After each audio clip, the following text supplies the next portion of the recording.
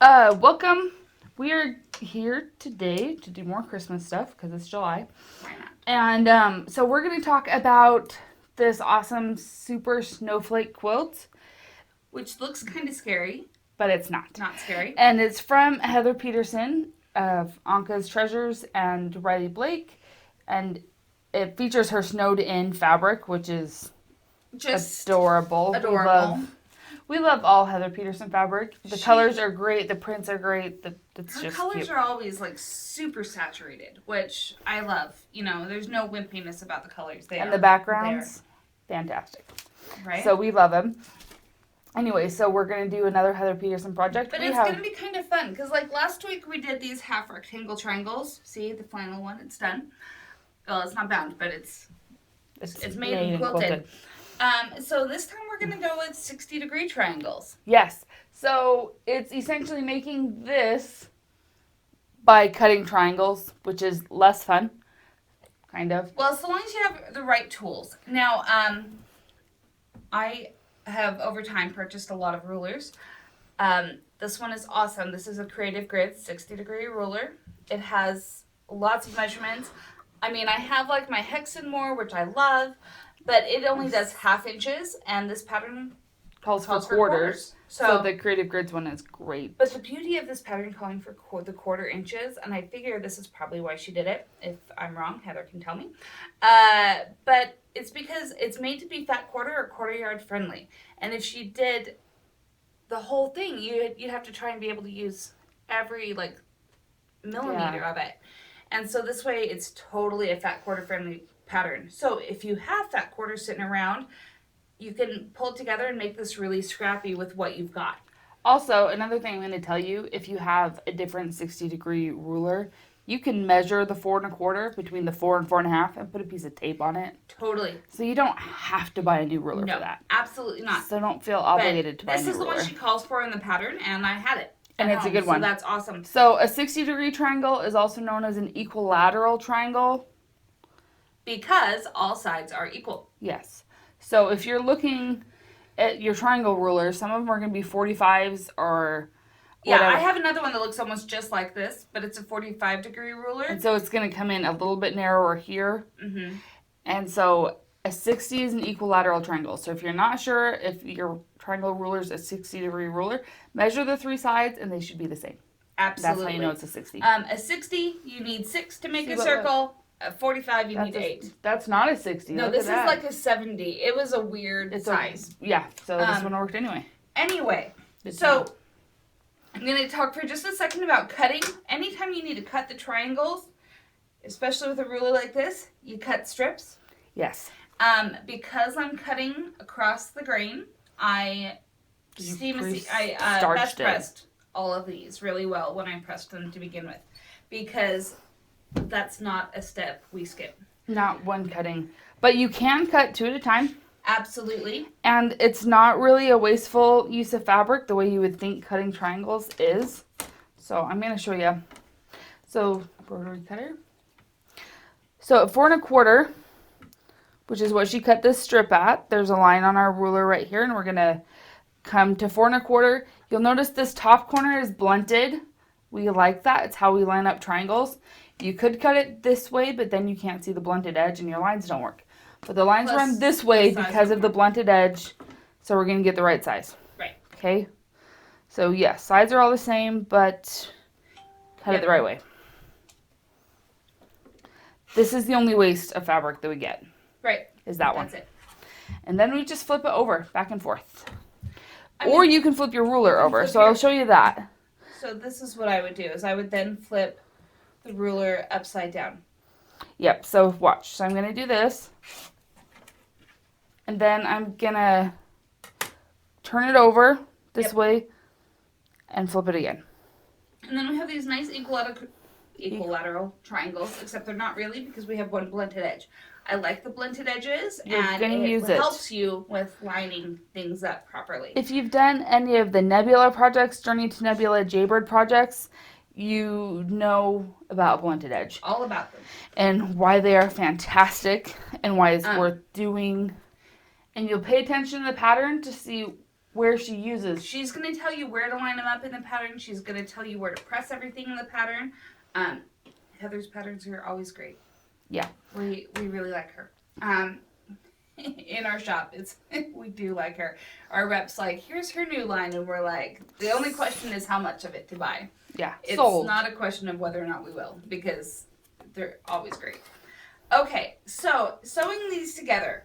Now, most of what we're gonna do here is sewing them in strips, and then we're gonna make triangles, we're gonna make diamonds, we're gonna make rows, all kinds of things with this pattern.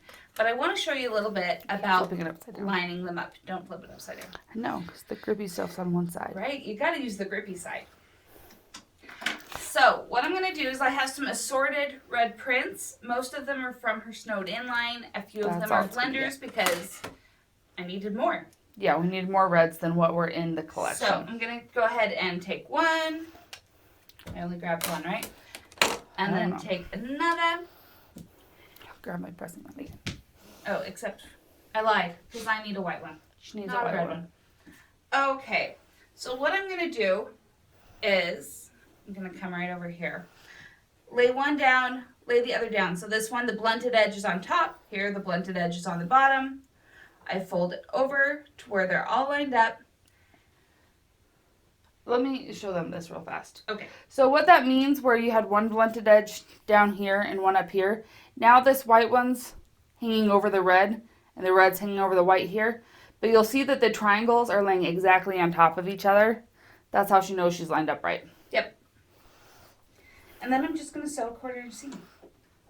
That easy. That Want easy. the light on? Sure.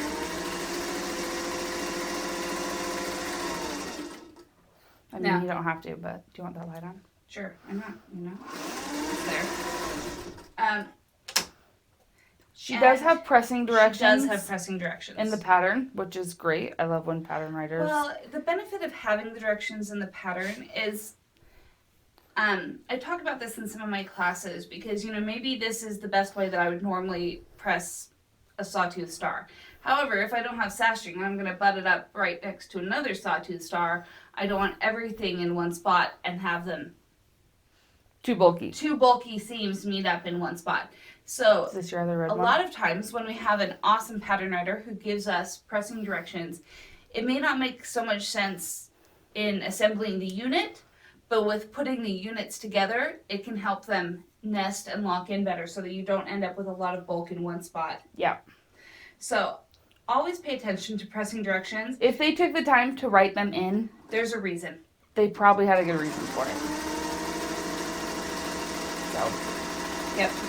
at least that's my take on it. You can. Because having written patterns, it's extra work. It is definitely extra work. Oh yeah, to pay attention and make notes what direction you pressed everything in, what worked better and what didn't, and It's definitely more work. So that goes to the thread. And you want to be careful when you're pressing these that you're not distorting stretching. it. You're not and distorting stretching the fabric. We are dealing with triangles, and even though I starched them, they still are gonna want to budge a little bit. You need another white one. I do need another white one.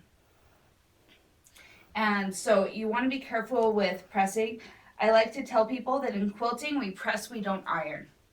Yes, and if you don't know the difference, this is pressing, this is ironing. Think about it when you're trying to get the point out in a dress shirt or something. You're really trying to manipulate the fabric and get in there. We don't want to do that here. All we want to do is make the seam flat. So we don't want to be moving the fabric at all. We just want to be pressing it. Mm-hmm. And that is especially important, and that just goes up. Yeah. That is especially important when we're dealing with triangles. All right, what have I not used yet? I don't know, but you need 4 reds Yep, I do. based on what I'm looking at right here. She's just looking at what I already did. Except you gotta make this into a triangle. Oh no, you're gonna do that part. I'm going to do this one. I'm kind of paying attention to what she's doing. Okay, I kind of read the pattern this morning. good job. I was So, cutting last night. Yesterday. When? I don't know, you said it before. It's Before really that? cute. I love all the red fabric. Well, and it's got this awesome green border. I didn't get all my greens cut, so I'm not showing to you yet. So this pattern is a mixture of making triangles like this. Some of them are going to be bigger, some are smaller. Some have different whites in them. Which one's your center? This one. Okay. And then putting them together to make this awesome snowflake. Now, I was wondering when I first looked at the pattern how we do all this, and I thought we were going to have to do piecing on these little triangles, and we don't. No, it's going to be way easier than that. It's going to be way easier than that. So, I'm excited. I'm going to show you. So we'll show you in just a sec how we're going to put these narrow little strips right here, add them onto the triangles to make snowflakes. Yeah. And this is a pattern that's going to totally come together when we get to that final assembly phase. Well, part of the reason I had put off doing this one, because I've been wanting to do it for a while. I've probably had the kid at my house, for 2 weeks maybe, which is a long time for me. But because I had several other things going and I wanted my design wall cleared. Because I want to be able to make the sections and put them up and keep things organized. Yeah, that would be great. Haven't used that one yet. No. So if you have, something like a design wall, which my design wall is as simple as a big piece of white fleece stuck to the wall with push pins. Mine's a big piece of white flannel. So it works. Not expensive, not fancy. We do have gridded design wall flannel at the shop. We do. If you wanted to have a grid with the flannel to make yours. Right. We do have that. Mine is not fancy, but it works really well. So, and that's all that matters. If you have a sewing room, it's awesome. Just seriously, take a wall, use some push pins. It doesn't have to be anything really expensive. You can make them fancier. There are a lot of really great ways to make a design wall. Feel free. You're going to sew that one together too? So now we're going to make a diamond. And I'm going to sew these two together. Okay, but I have to tell you guys, after we do this next step, you end up making this a bigger triangle. So you'll put another 3 unit here, or 4 units. There's bigger, I don't know. 4. So it just becomes a bigger triangle. So as we go from, this is a fun pattern, because we go from triangles to diamonds, back to triangles, and then we sew all the triangles together. Right. But you'll see there's still 2 blunted ends here and here, which is going to make sewing this to the next big triangle that much easier. All right. So now go ahead and press that one, and then we will make our first snowflake lines. Now, this is a great pattern. Honestly, guys, it's one you just want in your repertoire. So what we're going to do now is actually trim a bit off on these sides. Which here. side? But what I'm going to do is normally when I teach with using rulers, I tell people we cover what we keep. Okay? Now this is a little tricky because how do I measure what I'm going to cut off if I'm covering what I'm keeping? So this time I'm going to cover what I'm cutting off. So this is probably the only time I've ever done that. I would say that feels like a really interesting time to break the rules. But it's the only time that I can really make sure I'm getting the measurement accurately that I need. I'm not going to tell you what the measurement is because you need to go by Heather's pattern. Because, I can't give it away. She's awesome. She deserves credit for her work. So I'm going to go ahead and cut that off. And now our I triangles need to are get no it longer back to the equilateral. size that it needed to be. So, simple solution. Take some strips. These are going to be longer than they need to be. That being said, okay, don't center it. Because if you center it, when you flip it out, there's not going to be enough at the top. You need to line up the bottom here to where it just overhangs. To where it overhangs by about 1/4 inch. And then let all the extra be on the top. And this, you might notice, is the first time I've pinned. I would suggest pinning this. I would definitely pin this. Because you're already dealing with off-grain cutting. And also narrow strips like to stretch. Yep. And so you've got 2 things here that are both going to want to stretch. Right. And so, as much as Jen and I don't pin a lot, that needs to be pinned. Right. There are times pinning is optional. There's times pinning is not optional. It's not optional right here. No, it should be done. So you'll notice, like, she also has you cut 2 different lengths of strips. That's because they're not interchangeable. The shorter strip goes on first, the longer strip goes on second. Yep. It does make sense, I promise. Yep, it can't be the same. No, because if they were the same, we'd either have way too much on the first one. I assume I'm pressing out. I would assume as well. And we are. Because pressing open would be just dumb there. It would just be bulky. But this is one of those fun times when it's like, when they say press to the dark, don't. No, don't press to the dark side on this one. Unless you want to make your life really difficult, don't. Okay, so our next longer piece. But first thing I'm going to do is Oh, I'm do you going to wanna have trim Liz that? trim that off.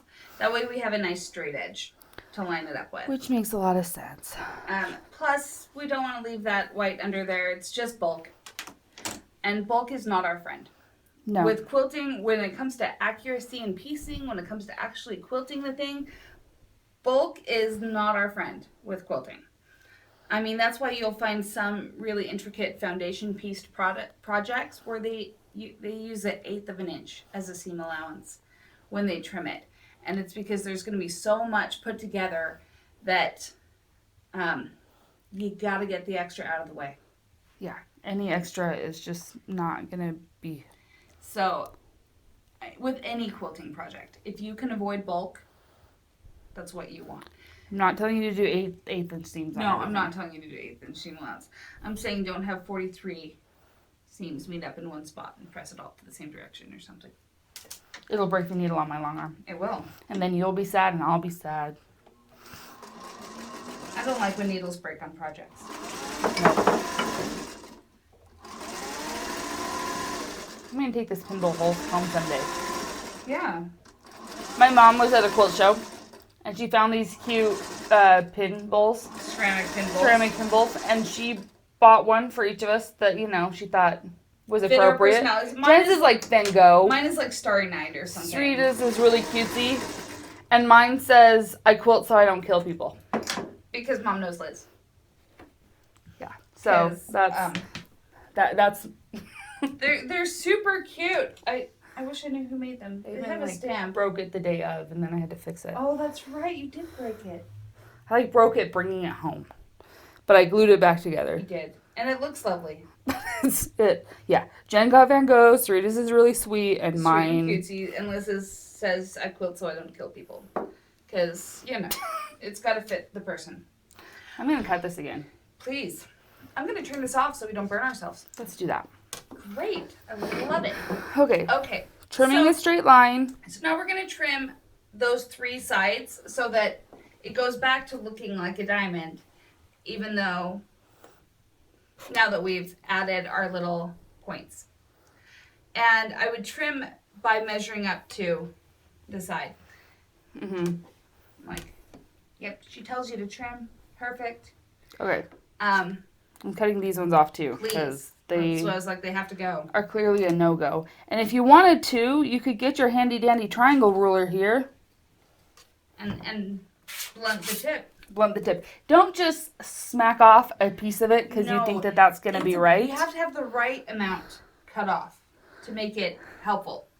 So Otherwise, you're just making stuff up. line up my ruler and just go teek teek, and it's gone. And it's blunted, and it's back to being Like this one. this one. But it's going to be rays from our rays, whatever you call them, from our snowflake. What do you call them? I don't know. What are the things that radiate out from a snowflake called? Somebody tell us, okay? Yeah, let us know. Otherwise, 'cause I have to Google it. I'll Google it later. Anyway, but that's what they are. Can I Google it on my watch? Anyway, Did we do those on the right side? we Did did. we go on that side? Yeah, I promise. I double Okay, checked. you did. Okay, good job. All right. Anyway, Thanks for joining us today as we talk about triangles. Jen's I'll post pictures as Jen makes progress I on will this. keep working on it, and it's gonna be awesome. And if you missed it last week, so this was our 3-yard quilt. You'll notice it's huge, so it wasn't 3 yards. I went home and got on autopilot, because it's what I do. And when you make half rectangle triangles, you have to do half of them going one direction and half going the other. Meaning the one you layer over the top, half of them need to pivot to the left, and half of them need to pivot to the right. Because unlike a half square triangle, it doesn't come out They're not reversible. reversible. And I got on autopilot and made all of mine one direction. And so I had the left half of 24 trees, and I needed the left half and the right, or 48 trees instead of 24. Right. So I went back to the shop and bought 3 more yards of fabric. And I then went home and made 48 right sides to trees. So this is twice as many trees as the original pattern. So this is how you grow. I'm pretending this was intentional. A project like this. And then I did take a little bit of my extra white and I added the stop border. I told you guys I was going to do that. And then this didn't quite take double the fabric because I only needed a couple more strips of the outer border and a couple more strips of the binding. But if you double the 3-yard quilt, this is a good size quilt. Right. Also, I mean, it's fairly cost effective. It's about twin size. It's more than got throw. Minky on the back and snowflakes and I think puffy. Didn't you do a puff batting? Yes, it's really puffy. But it's cute. It it's needs fun. to be bound. I trimmed it this morning. But this is what happened with her from last week. Liz made a mistake. But this is how you make the mistake turn out well. Because I didn't have all these wasted trees. I could have made 2 quilts and the smaller version. And I thought, that's more work. Then I have to do borders twice. And I was already adding a border. So I didn't want to. So I took my mistake and I made a bigger quilt. Which works great. And now I have a bigger Christmas quilt with No Me flannel. Which is awesome. Right. Anyway, thanks for joining us. We'll see y'all next later. week. Bye.